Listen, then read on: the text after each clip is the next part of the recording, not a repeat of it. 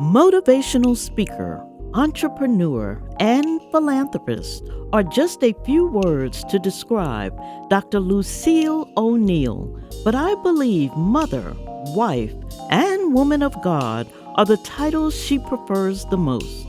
In this new show, we'll learn more about her journey as the mother of an NBA icon and her best-selling book, Walk Like You Have Somewhere to Go. I'm Debra Tyler Horton, State Director for AARP Georgia, and this is In My Own Words. Now, it's time for you to lean in for a conversation. You're going to get a lot of nuggets, a lot of tidbits, things you can take with you, and we will have a Q&A, okay? So think about what you hear, the questions you might want to ask Dr. Lucille O'Neal. So without further ado, once again, I'd like to introduce to you our Georgia State Director, Debra Tyler Horton, and our special guest, motivational speaker, best-selling author, philanthropist, Dr. Lucille O'Neal.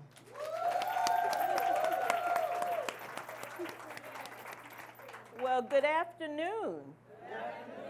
Think we had a little church this afternoon too, didn't we?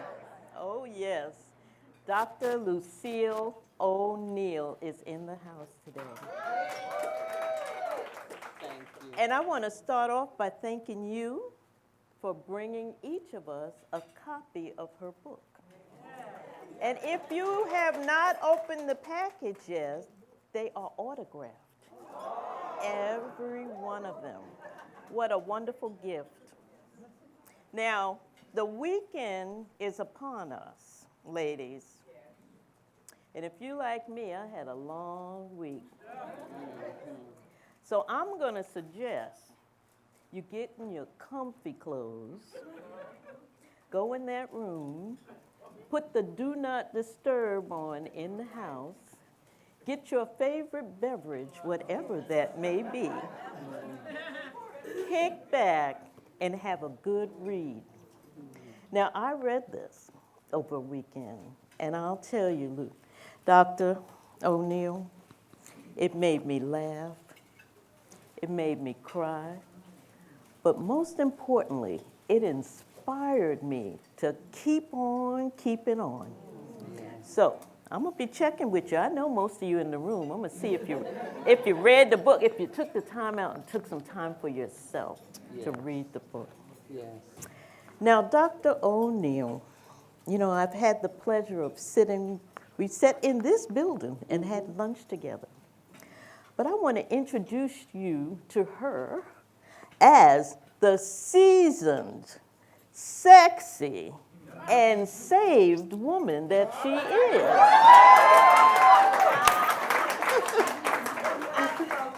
Now, I just love that. So tell us a little bit more about that statement.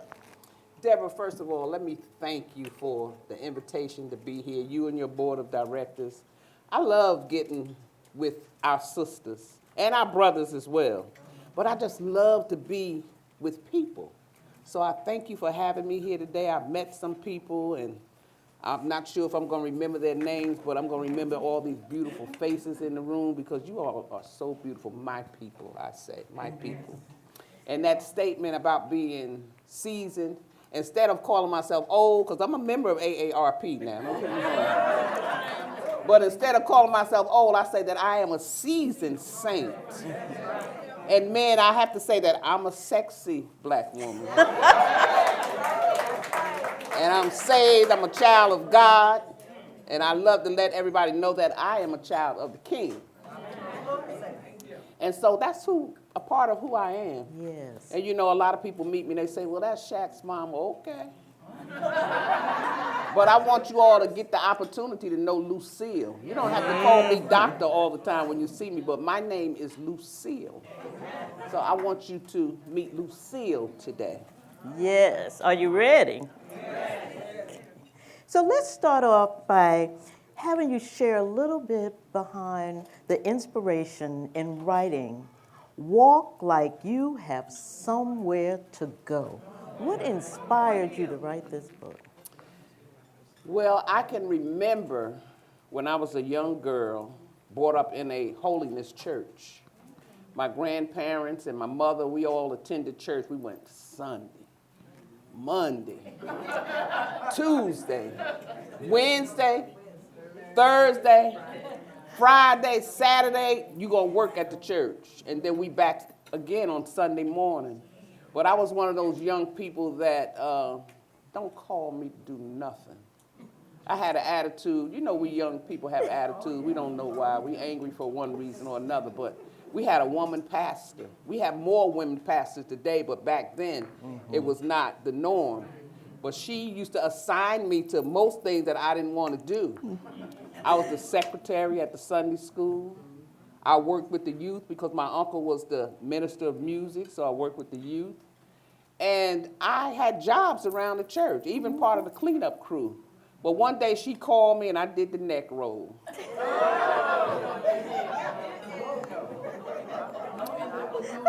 You know you That's was in not trouble, new. right? The neck roll is not No, new. no, never good.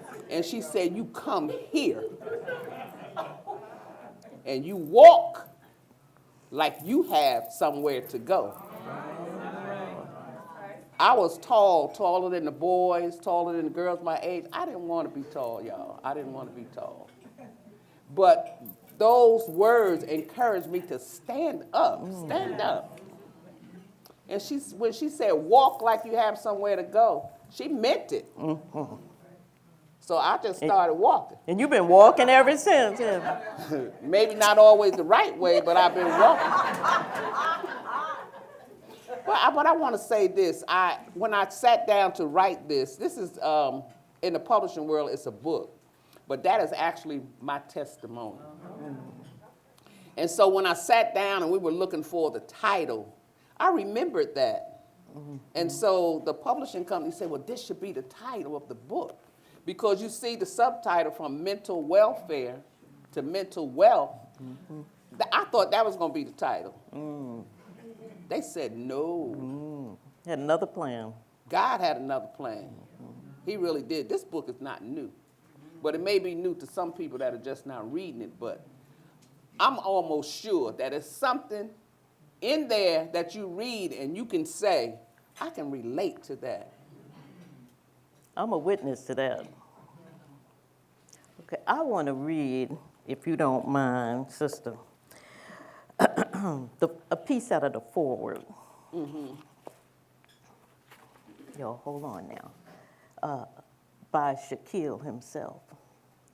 What I can say about the woman who inspired me at every step of my own journey in the NBA and beyond.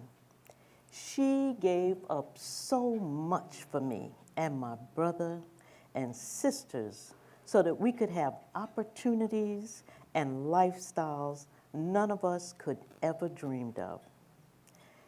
Because my mom was just a teenager when I was born, we supported each other, he said, as we both grew and evolved over the years. I remember how hard she worked as a single mother, then as a wife and caretaker to a household of rambunctious children. My sister was stubborn. My brother, the rambunctious sister, let me correct that. The stubborn brother, but the well-behaved one was him. So he said.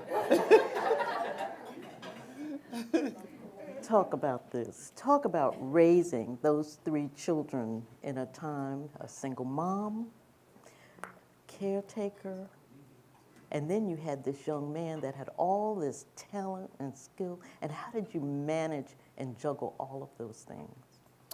I want to take you back a little bit. When Shaquille was born, I remember the day, and I remember it well. I was sitting, before he was born, I was sitting at home in my grandmother's kitchen.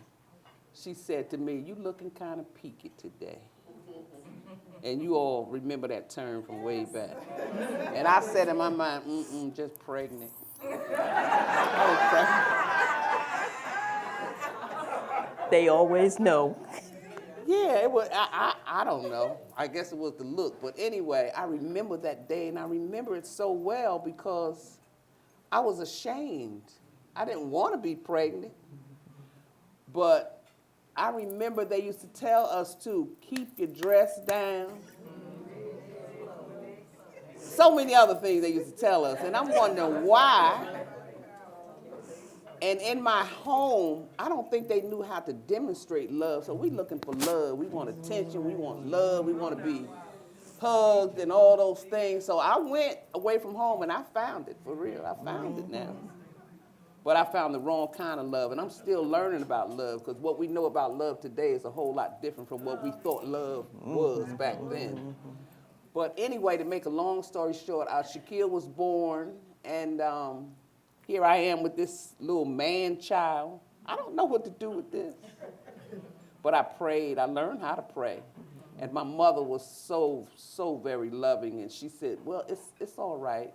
Because you know how sometimes when our young girls get pregnant, we want to beat them down. My mother never did that to me, and neither did my grandmother, but they helped me raise Shaquille.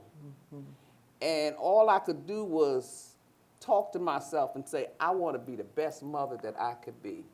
So I was only single for a few years. I met a good man, Sergeant Philip Harrison. And he asked me to marry him, and I said, if you want me, you got to take my son. He said, I'm going to take that. And Shaquille had to write a song about it. He said, he took me from a boy to a man, so Phil is my father, because my biological didn't bother. And I had 3 more children after I got married, and we raised our children together. It was just a wonderful time in our lives. I didn't work a whole lot because I'm staying home trying to take care of the children. I wanted to work, but I couldn't. You know, I had to take care of these babies. The last 3, I had them back to back. I was pregnant every summer. And he had a good job. He was in the military. You know, military does have great benefits. They take good care of you. So I stayed home and raised my children. And I think that during that time, I needed to just grow. I had responsibility, and I took it. It was a responsibility being a wife and a mother, and I put all of them first. Lucille went way, way, way on the back burner. But I had dreams, and I never let them go. That's it. I never let them go. Now, let's go back a little bit. You were born in Dublin, Georgia, right? But you didn't, I heard some Dublin. There's some Dublin in the house. Yeah.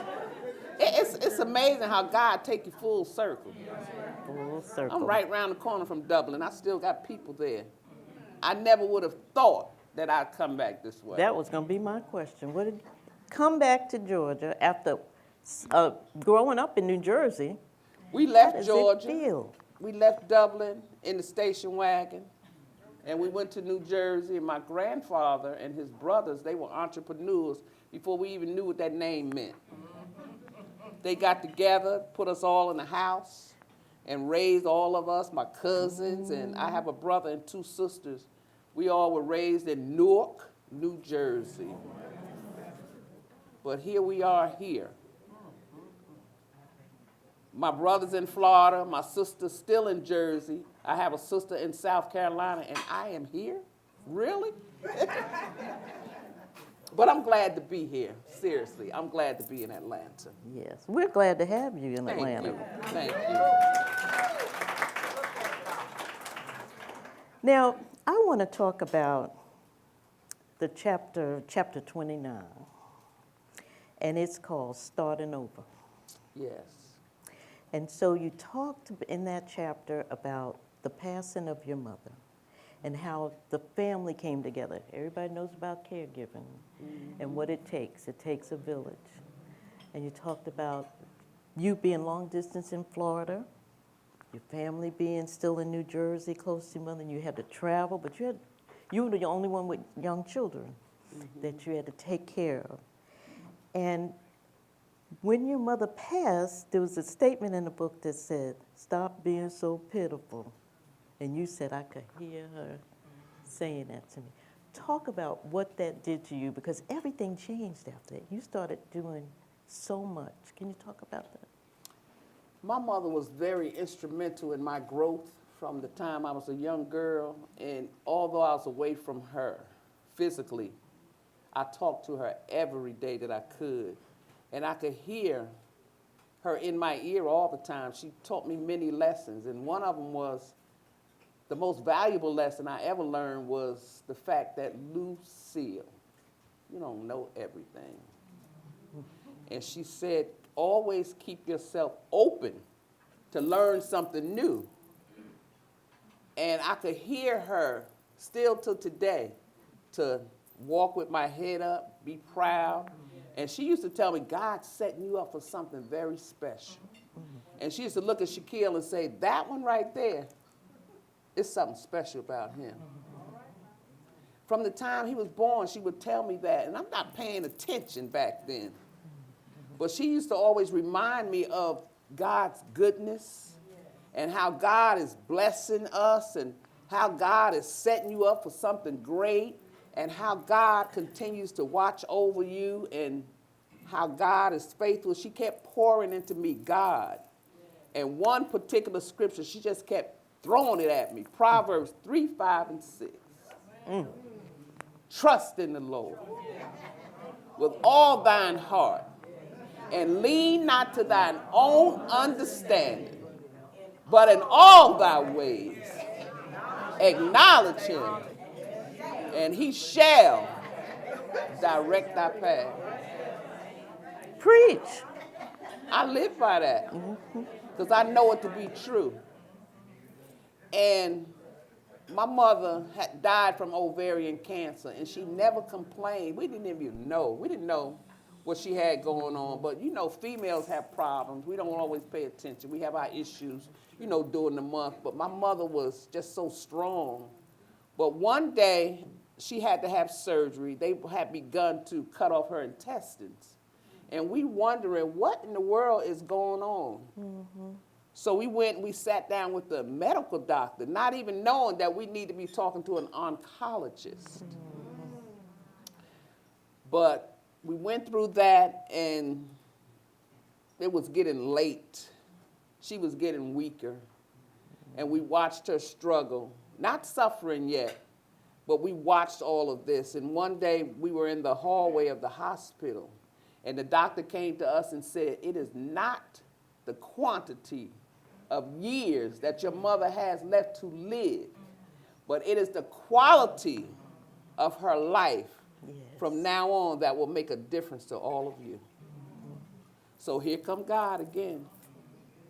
We were talking, we decided we wanted to always do something to honor her. Our mother was, I think she was an angel here on earth. She was so sweet, so kind, so humble, so spiritual.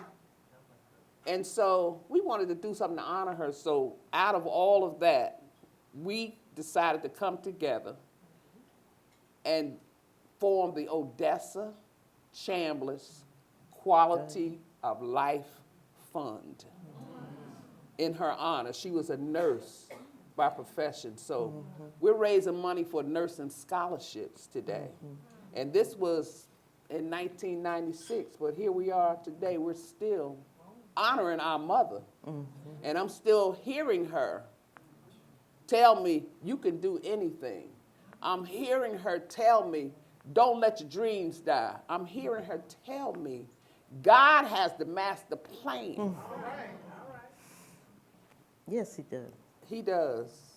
And I know he does. My then, whew, not my now.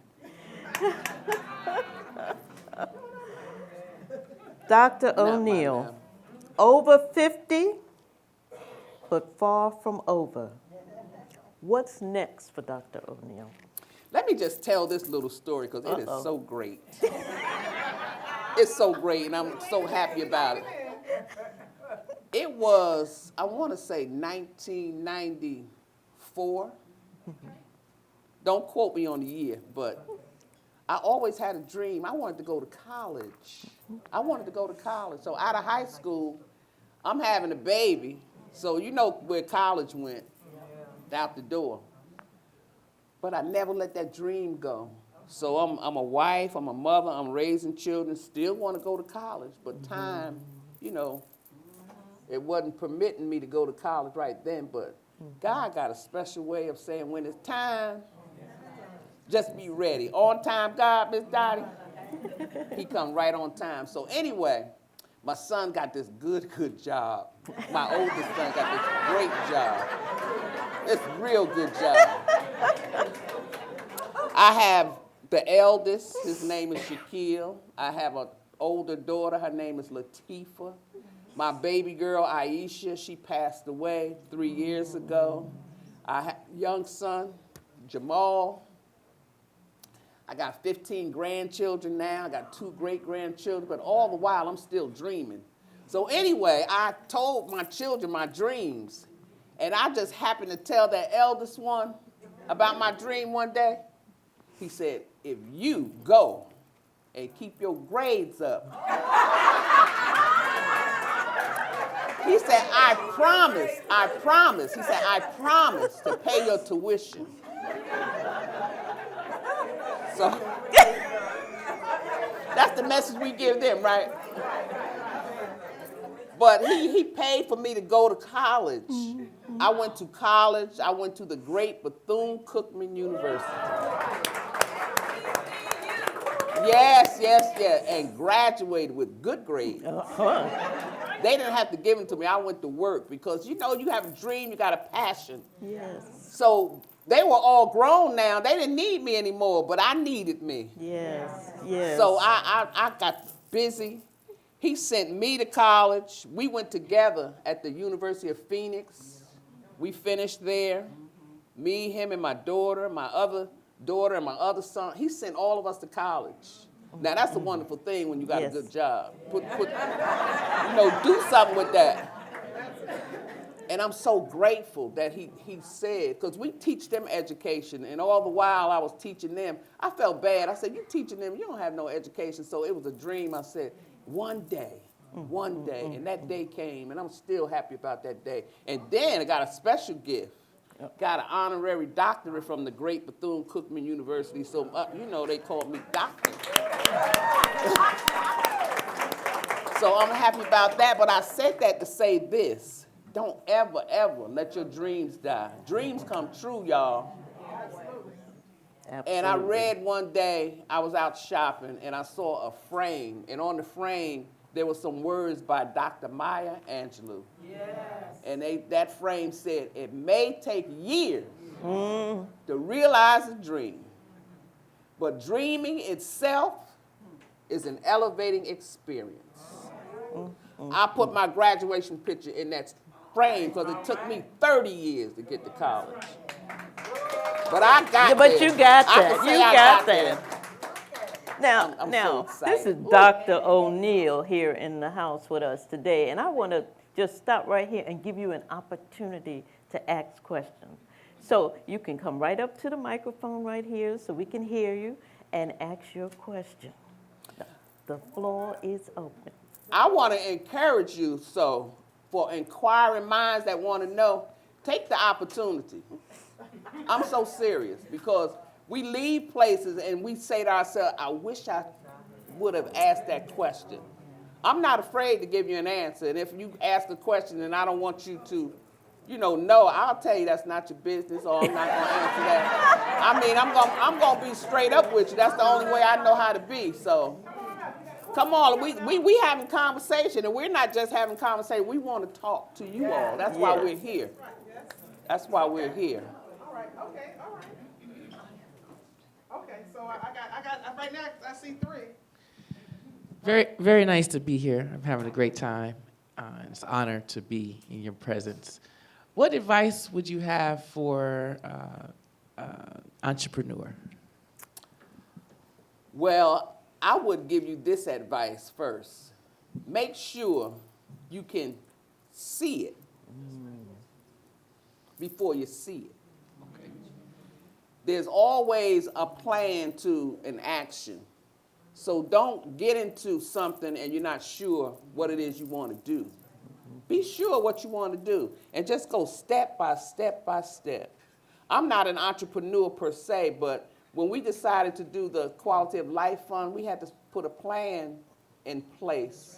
Sometimes you write it, it's best to write it, but make sure that you see it. Make it see it clearly before you see it. I told God when I was 12, I want to be a motivational speaker. 12 years old. And when I graduated, I saw the speaker on the podium, but after a while, I saw my face instead of hers. You ready, Ken? Yes, sure. Thank you for that question.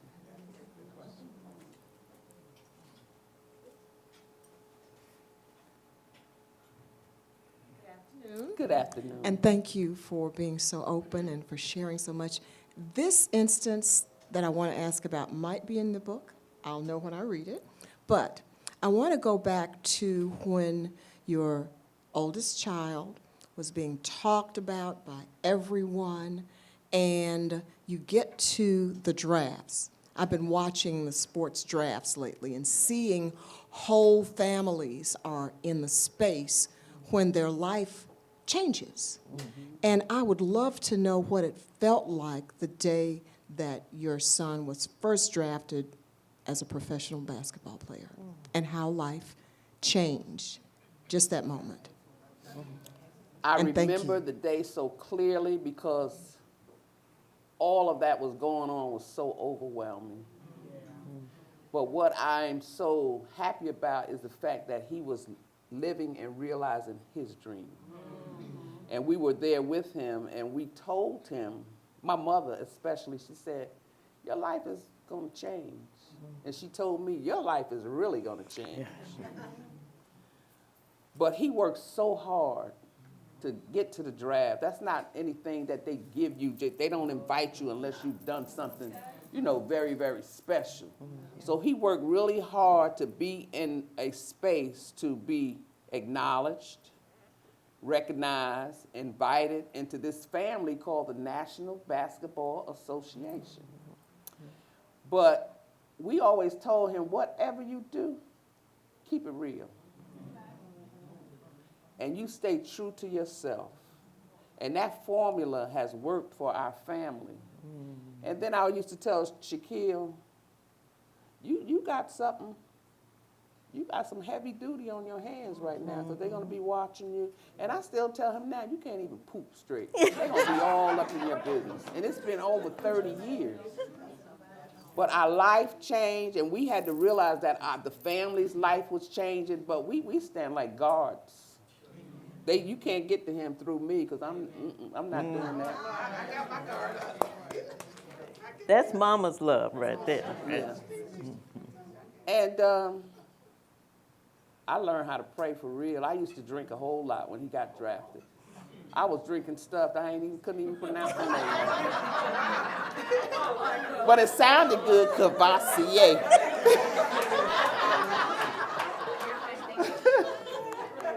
And gin and juice. Oh yeah. I was doing all of that, but you know, I had to grow up too, you know. And then I started saying to myself, don't embarrass your child. He worked too hard for this. Don't do that.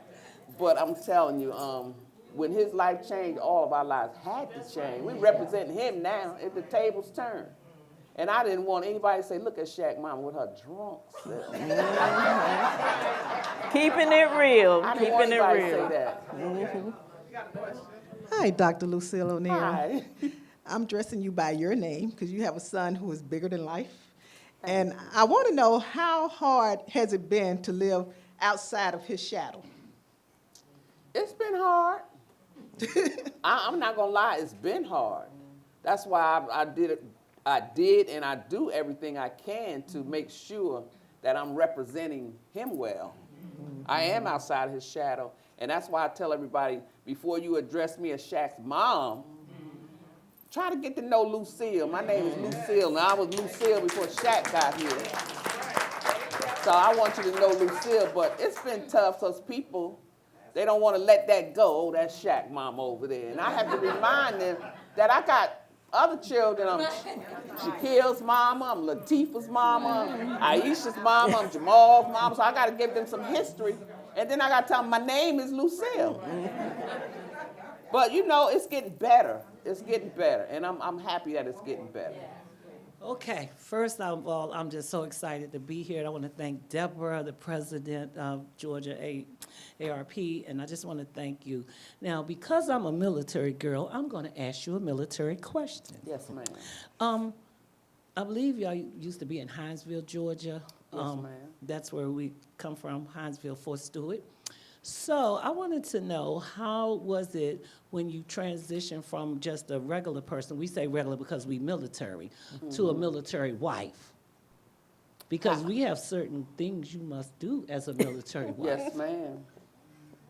How was it? Yes, ma'am. How was the transition? Well, before we got to Hinesville, I was already married for some years. And we moved there, you know, you go from duty station to duty station. So by the time we got to Georgia, I was all right in my space as a military wife.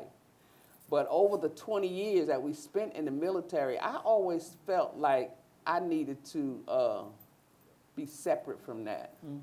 We have to be living under, they call it the sponsor. Mm-hmm. Mm-hmm. The sponsor got to tell you what to do, tell you how to act, tell you where to go. Now, that was hard for me, but because I respected my sponsor, you know, I acted right.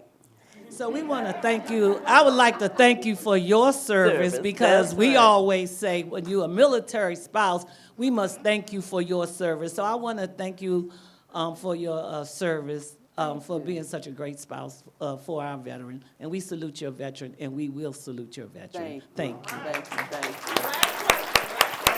Last question, ladies.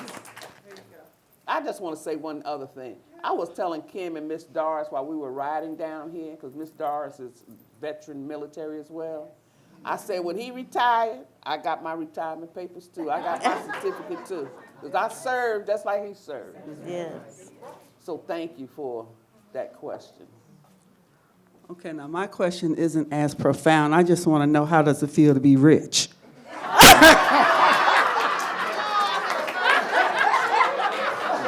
That was good, Lori. You can say, speak from your heart now. Keep it real. I'm going to keep it real.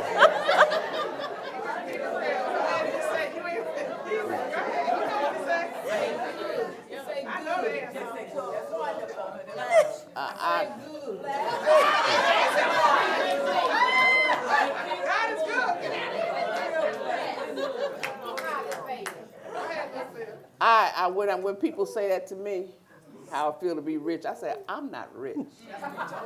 I don't have the job that you have, but I'm rich in other ways, and that feels so yes, good is not the word for it. It feels wonderful. I know that I'm blessed. And the richness that I have, it's not related to that dollar bill. So I am so rich. I stopped counting. But I'm happy, and I thank God every day how he has blessed me. And I acknowledge the fact that God has given me a life that nobody else could give me. The dollar bill couldn't give me the life that God has given me. And so,